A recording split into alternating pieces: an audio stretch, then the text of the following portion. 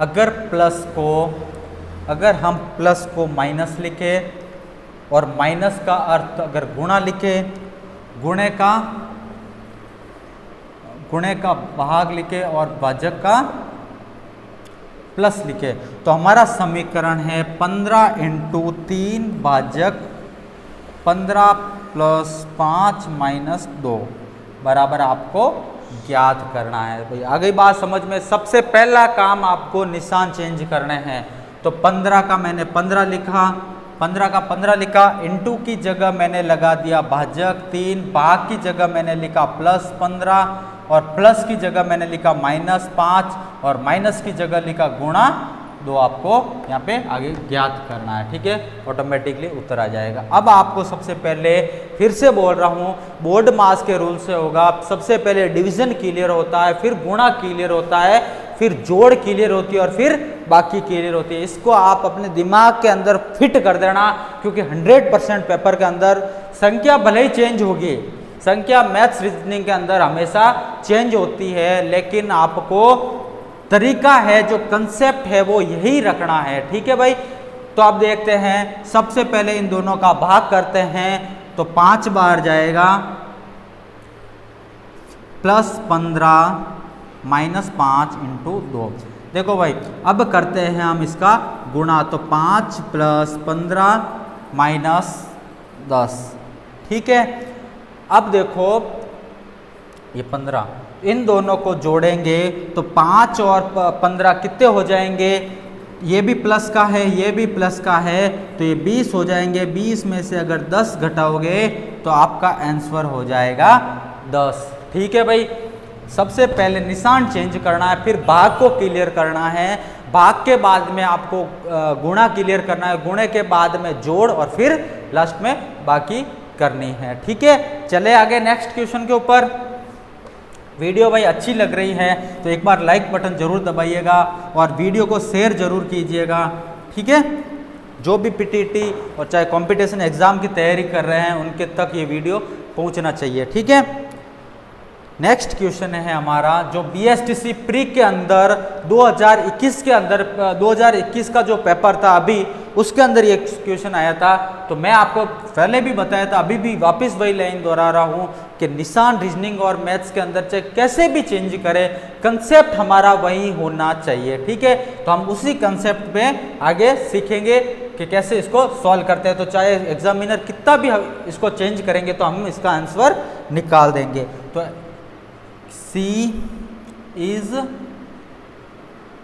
Deep, इसका code इसने लिखा भाई 246, फिर लिखा SKY इज ब्लू,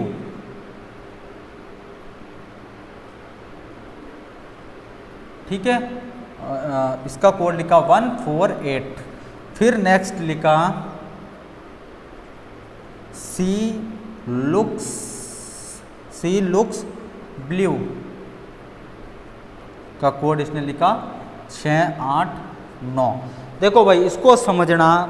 अब आपको कोई भी कोड बोल दे कि भाई जरूरी नहीं कि जो मैं सबके कोड अगर निकल रहे होंगे तो निकाल दूंगा, क्योंकि कई बार क्या होता है कि अगर कॉमन नहीं होगा तो उसका कोड नहीं निकलेगा। तो क्या भाई इसके अंदर सभी कॉमन है क्या, उसको भी देखते देखते फर्स्ट वाले लाइन को लेते हैं और सेकंड और थर्ड को उसको कॉमन संख्या या कॉमन वर्ड देखते हैं। सबसे पहली लाइन के अंदर लिखा हुआ है भाई सी, तो सी और किस में है? सी भाई सेकंड में तो कहीं नहीं है और थर्ड के अंदर मुझे सी दिख गया, थर्ड के अंदर सी दिख गया।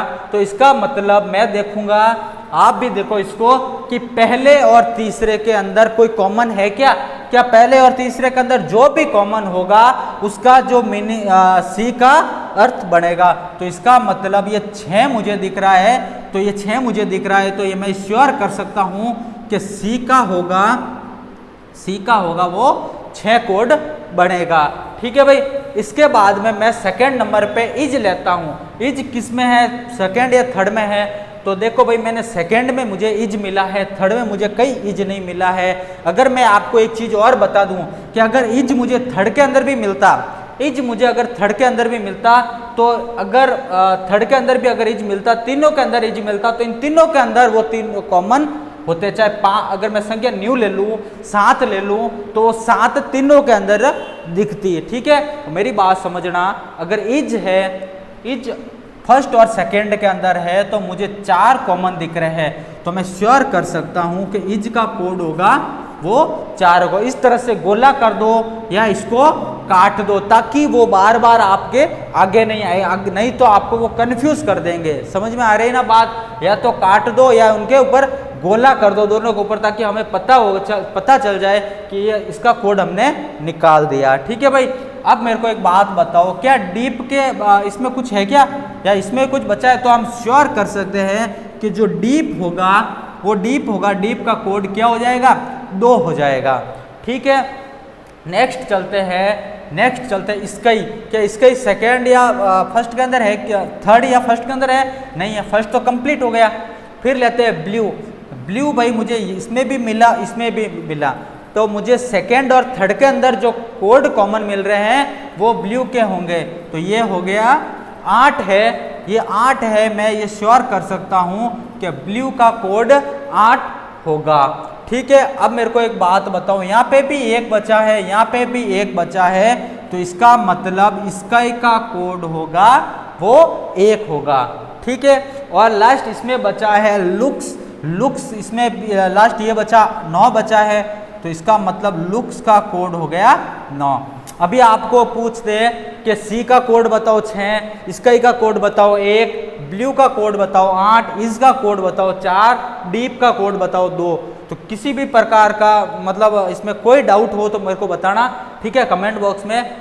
कुछ नहीं करना है, जो पहली संख्या पहला जो दे रखा है इसके अंदर आपको क्या करना है, इसमें और फर्स्ट सेकंड के अंदर या थर्ड के अंदर क्या कॉमन आ रहे हैं। ठीक है, जो कॉमन आ रहे हैं तो इसके कोड भी कॉमन होंगे, और जो कॉमन वाला होगा वो उसका अर्थ होगा। ठीक है, जैसे सी का देखा था, सी फर्स्ट और थर्ड में कॉमन है, तो फर्स्ट और थर्ड में कॉमन क्या है भाई? फर्स्ट और थर्ड में मुझे 6 कॉमन दिखा था, तो मैंने 6 लिया था। फर्स्ट और सेकंड के अंदर मुझे ईच कॉमन दिखा था, तो 4 मुझे कॉमन दिखा था, तो मैंने 4 इसका कोड बना दिया। डीप बच गया था, तो डीप बचा हुआ का कोड बन गया था 2। फिर इसका ही मुझे मिला नहीं, तो मैंने इज भी कंप्लीट हो गया।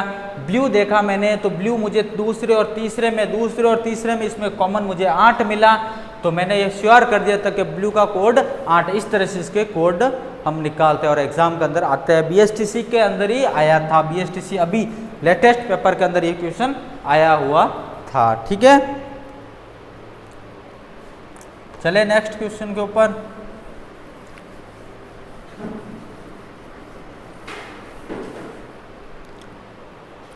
नेक्स्ट क्वेश्चन है हमारा 28 दिसंबर 1997 को कौन सा वार होगा?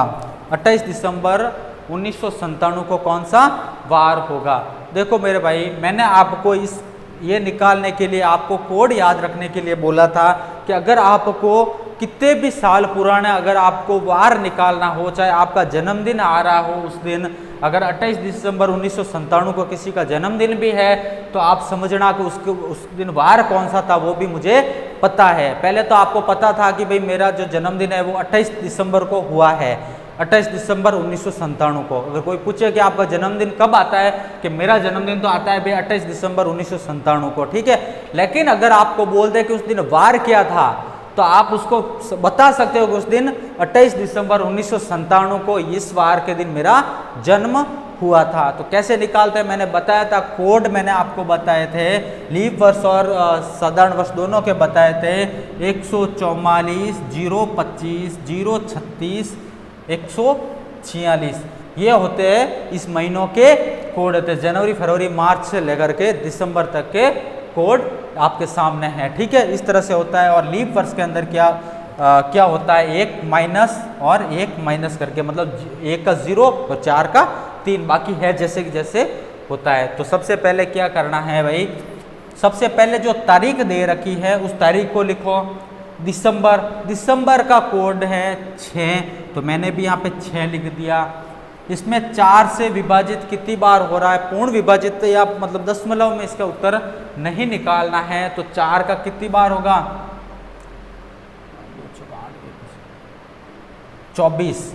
कितने हो रहे हैं, 24 हो रहे हैं। उसके बाद में ये हो गया,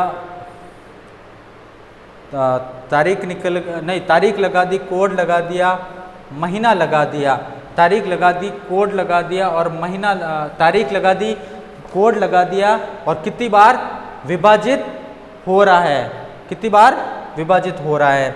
ठीक है, इन सबको जोड़ो, इन सबको जोड़ो।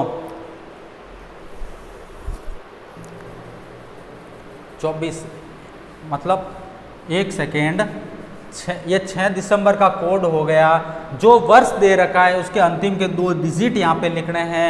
उसके बाद में 4 से विभाजित कितनी बार है वो लिखना है। मैंने एक बात बताई थी कि अगर 1900 की शताब्दी की बात की जाए तो उसमें किसी भी प्रकार का चेंज नहीं करते हैं, यानी कि मैं वो भी अभी करके बताऊंगा। अगर अब हमारा ये जो शताब्दी कौन सी है, 1900 वाली है, तो इसमें कुछ भी चेंज नहीं करना, सबको जोड़ देना है और 7 से डिवाइड। देखो जोड़ो इनको,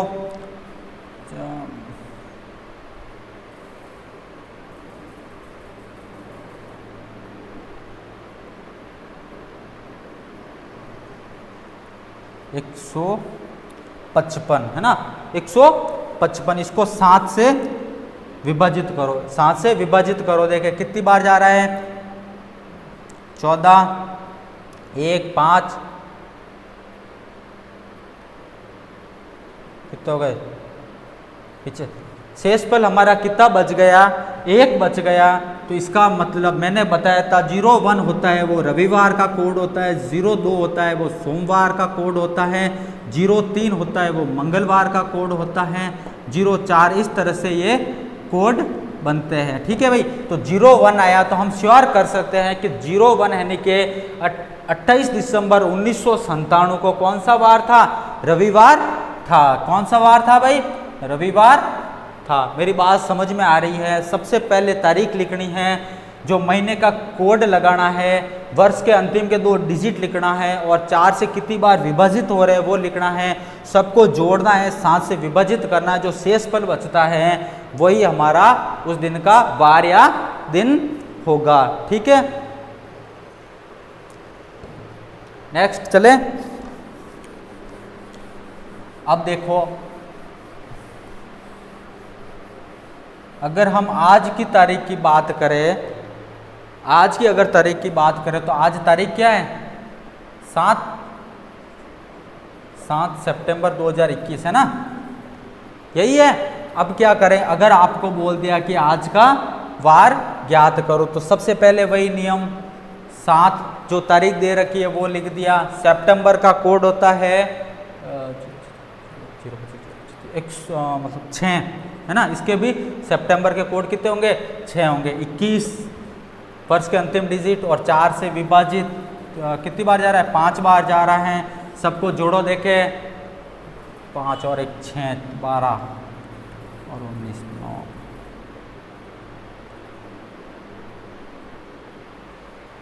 49 आ रहे हैं। 49 आ रहे हैं। जोड़ सही है क्या, एक बार वापस देखो, 5 और 1 6, 6 में से 6 में 6 जोड़ा तो 12, 12 और 6 18 और 1 19, 19 का 9 लिखा, फिर मैंने असल का 1 लगाया, फिर 2 और 1 3, 2 और 1 3, मैंने ये गलत कर दिया था। ठीक है, ये गलत कर दिया था। ठीक है, नेक्स्ट फिर अब क्या करेंगे, जो हमारी टोटल आई थी, तो ये शताब्दी कौन सी है, 2000 वाली है। तो मैंने बताया था कि अगर 2000 वाली शताब्दी की बात करें तो उसमें 6 प्लस करते हैं। कितने प्लस करेंगे भाई, 6 प्लस करेंगे तो कितने हो जाएंगे, 45। 45 में 7 से विभाजित करो, 45 में 7 से विभाजित करो तो 42, कितने हो गए, 03। 03 हमारा किसका कोड होता है भाई, 01 होता है वो रवि का होता है, 02 होता है वो सोम का होता है, जो 03 होता है वो हमारा मंगल का होता है, तो भाई हम आज श्योर कर सकते हैं कि हमारा कौन सा वार है, आज मंगलवार है। मेरी बात आपके दिमाग में आ रही है क्या, आज मंगलवार ही है? एक बार चेक कर लेना आज मंगलवार है या नहीं है। ठीक है, इस तरह से होता है। अगर 2000 की शताब्दी की बात की जाए तो सभी टोटल के अंदर पहले तारीख देखो, पहले तारीख लगाने के बाद में जो कोड है, कोड 144 025 036 146, 12 का वर्ग 0, 5 का वर्ग 0, 6 का वर्ग 112 का वर्ग प्लस 2। ठीक है, इस तरह से 12 का वर्ग प्लस 2।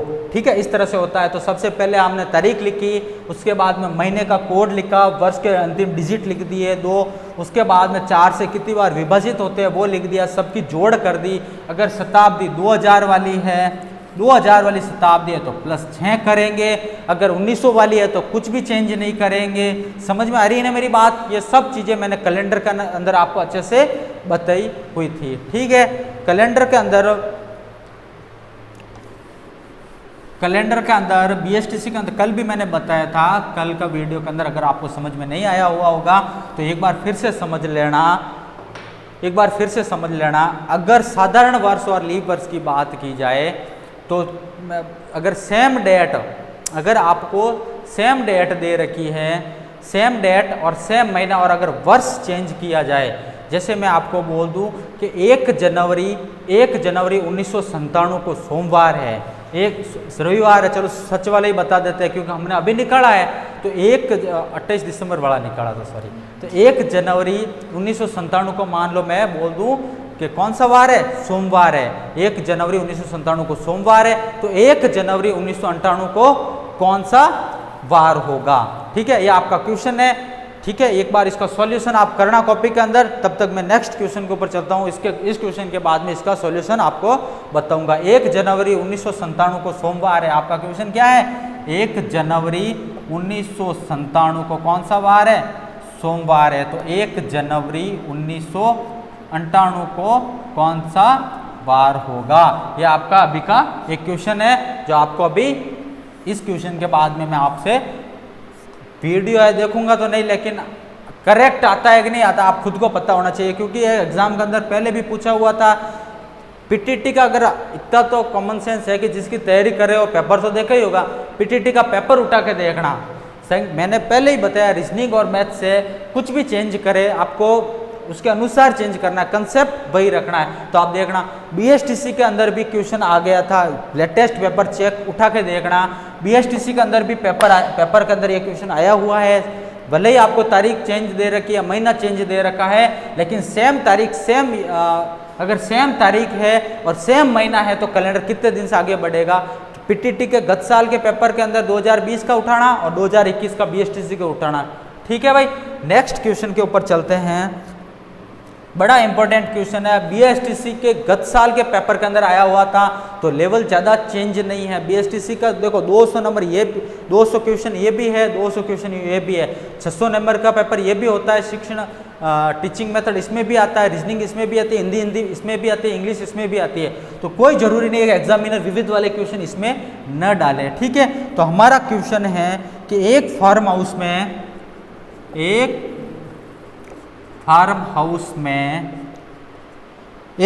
हाउस में कुछ मुर्गियां, कुछ तो मुर्गियां हैं और कुछ बकरियां हैं। ठीक है, कुछ मुर्गियां और कुछ बकरियां हैं। आपको कुल सिर दे रखे हैं कि भाई दोनों के सिर कितने हैं, कुल सिर आपको दे रखे हैं 45। कितने दे रखे हैं? 45 दे रखे हैं। और कुल पैरों की संख्या, पैरों की संख्या आपको दे रखी है 140। ठीक है, तो मुर्गियों और बकरियों की संख्या आपको ज्ञात करनी है कि भाई इसके अंदर कुल मुर्गियां कितनी है और कुल बकरियां कितनी है। ठीक है भाई, इस क्वेश्चन को करने के लिए एक सीधा तरीका बताता हूं। अगर आपका क्वेश्चन इस टाइप से आए तो एक बात हमेशा याद रखना, जो छोटी संख्या दे रखी है इसके अंदर इन दोनों में दो संख्या होगी, एक तो सिर की संख्या होगी और एक पैरों की संख्या होगी। सिर की संख्या कम होगी और पैरों की संख्या ज़्यादा होगी, इसमें कोई डाउट नहीं होना चाहिए। ठीक है, तो आपको बोल दिया कि छोटी संख्या जो है, छोटी संख्या में देखो छोटे के अंदर 2 से गुणा करना है और बड़े के अंदर 2 का भाग लगाना है। मेरी बात समझ में आ रही है आपके? जो छोटी संख्या दे रखी है, जो छोटी संख्या दे रखी है उनको 2 से गुणा कर दो और बड़ी संख्या के अंदर 2 का भाग लगा दो। मेरी बात समझ में आ रही है? इस क्वेश्चन को आपका क्वेश्चन मैं आपको पूछ लूंगा। ठीक है, यहाँ पे इसका सॉल्यूशन करते हैं। तो छोटी संख्या कौन सी है? 45 है। नियम सूत्र हमारा है 45 को 2 से गुणा करो, कितने आ गए? 90 आ गए। फिर हमारा जो बड़ी संख्या है, बड़ी संख्या कितनी है? बड़ी संख्या हमारी है 140 के अंदर 2 का भाग लगा दिया तो ये 70 होते हैं। कितने होते हैं? 2 का भाग लगाएंगे तो 70 आएंगे। फिर क्या करना है? दोनों इन ऊपर वाली संख्या में से नीचे वाली संख्या को क्या करना है? घटा देना है। 90 में से 70 गए तो कितने बच गए? 90 में से 70 गए तो 20 बच गए। तो हम श्योर कर लेंगे कि ये जो 20 आए ये कौन से है? 2 पैर वाले हैं। कौन से है भाई? 2 पैर वाले हैं। तो 2 पैर वाले, कॉमन सेंस वाली बात है। बकरियां और मुर्गियों के अंदर 2 पैर किसके होते हैं? बकरियों और मुर्गियों के अंदर 2 पैर होते हैं मुर्गियों के। तो हम श्योर कर दी कि मुर्गियों की संख्या तो कितनी आ गई? 20 आ गई। अब बकरियों की संख्या निकालनी है। बकरियों की संख्या निकालनी है तो टोटल ये जो 20 आया, 20 में से 20 सिर आए। 20 सिर किसके आ गए? मुर्गियों के आ गए। तो मुर्गियां भाई 20 मुर्गियां हैं, 20 मुर्गियां, इसका मतलब मुर्गियों के सिर भी कितने होंगे? 20 होंगे। तो 45 में से 20 घटा दो, कुल सिर में से मुर्गियों के सिर घटा दो, मुर्गियां घटा दो। तो 45 में से 20 गए तो कितने आ गए? 25 आ गए। कितने? तो हम श्योर कर सकते हैं कि 20 तो आ गई मुर्गियां और 25 आ गई बकरियां। उस फार्म हाउस के अंदर कुछ मुर्गियां और कुछ बकरियां थी तो उसके अंदर आप बता देना, आपको कोई पूछे कि उसके अंदर मुर्गियां कितनी थी? 20 थी और बकरियां कितनी थी? 25 थी। किसी भी प्रकार का डाउट हो तो कमेंट बॉक्स में बताना। अगर सबसे सूत्र इसका है, छोटे के अंदर 2 से गुणा करना है, बड़े को 2 का भाग लगाना है। ठीक है, छोटी वाली संख्या का जो गुणज आया था उसमें से जो ये भाग से निकला उसको घटा देना है, गुणे वाले में से भाग वाला घटा देना है। तो कितने आ जाएंगे? 2 पैर वाले आ जाएंगे। 2 पैर वाले की संख्या कौन सी होगी? जिसके 2 पैर होंगे। 2 पैर मुर्गियों की थे तो मुर्गी, अगर 20 मुर्गियां है तो सिर भी मुर्गियों के 20 थे। तो 45 मतलब 20 सिर, 45 सिर में से 20 सिर को घटा दो तो 25 सिर हमारे बकरियों के आ जाएंगे। ठीक है मेरे भाई, आ गई बात समझ में? नेक्स्ट क्वेश्चन के ऊपर चलते हैं। हाँ, पहले हम उस क्वेश्चन को सॉल्व करते हैं जिसको आपका आंसर आपने निकाल दिया होगा। ठीक है, अभी हमने एक कैलेंडर का क्वेश्चन डाला था जो बड़ा इंपॉर्टेंट है, गत साल भी आया था। तो उसको मद्देनजर रखते हुए हमने 2-3 बार इसको बताया है, कल भी बताया था, पहले और बताया था आपको। ठीक है, हमारा क्वेश्चन था 1 जनवरी 1997 को वार हमने बताया था सोमवार। मेरी बात बताओ, एक बात बताओ भाई, क्या यह लीप वर्ष है या साधारण वर्ष है? क्या 4 से पूर्ण विभाजित है? नहीं है। तो ये कौन सा वर्ष हो गया? साधारण वर्ष हो गया, है ना भाई? कौन सा वर्ष हो गया? साधारण वर्ष हो गया। और साधारण वर्ष के अंदर कैलेंडर हमेशा 1 दिन से आगे बढ़ता है। तो 1 जनवरी 1998 को कौन सा वार? यही क्वेश्चन था। तो 1 दिन से आगे बढ़ेगा। साधारण वर्ष के अंदर कैलेंडर 1 दिन से आगे बढ़ता है। अगर यहाँ पे मैं लीप वर्ष की बात करूं, अगर लीप वर्ष का कुछ भी मेथड क्वेश्चन दे दूं तो कैलेंडर हमेशा 2 दिन से आगे बढ़ेगा।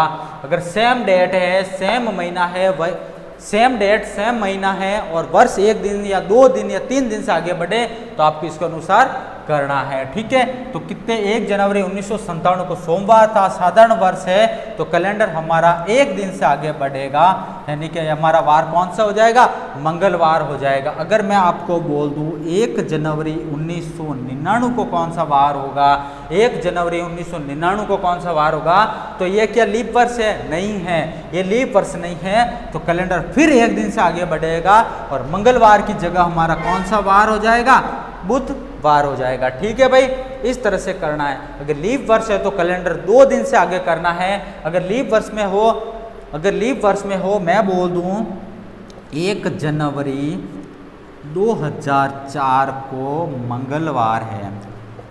ठीक है, 1 जनवरी 2004 को मंगलवार है। 1 जनवरी 2006 को कौन सा वार होगा? ठीक है, 6 को कौन सा वार होगा? अब मेरी बात ध्यान से समझना। यहाँ पे आपने देखा कि ये तो कौन सा वर्ष हो गया, लीप वर्ष हो गया। कौन सा वर्ष हो गया भाई, लीप वर्ष हो गया, यानी कि कैलेंडर हमारा 2 दिन से आगे बढ़ेगा। लेकिन 2 दिन से आगे बढ़ेगा तो हमारा कैलेंडर किसका निकलेगा, 2005 का निकलेगा। 1 जनवरी 2005 का वार निकलेगा। ठीक है, और हमें तो कहाँ जाना है, 2006 तक जाना है। तो पहले 2005 में कौन सा वार होगा, 1 जनवरी 2004 लीप वर्ष है। लीप वर्ष होने की वजह से हमारा कैलेंडर 2 दिन से आगे बढ़ेगा, तो मंगलवार है, तो बुध और गुरुवार हो जाएगा। कौन सा वार हो जाएगा भाई, कौन से, 2005 का, और हमें तो निकालना है 2006 का। क्या ये लीप वर्ष है क्या, नहीं है, तो हमारा कैलेंडर एक दिन से आगे बढ़ेगा। तो गुरु से कौन सा वार हो गया मेरे भाई, शुक्रवार हो गया। लीप वर्ष के अंदर 2 दिन से, साधारण वर्ष में कैलेंडर 1 दिन से आगे बढ़ता है। ठीक है, एक बार देख लेना इसको, और बहुत बहुत धन्यवाद। ठीक है, या फिर आप चलो 1-2 क्वेश्चन और आपके इम्पोर्टेंट ले लेते हैं, 1-2 क्वेश्चन और ले लेते हैं, क्योंकि बीएसटीसी के अंदर भी आ गया था अभी, तो पीटीटी के अंदर भी आने की संभावना है।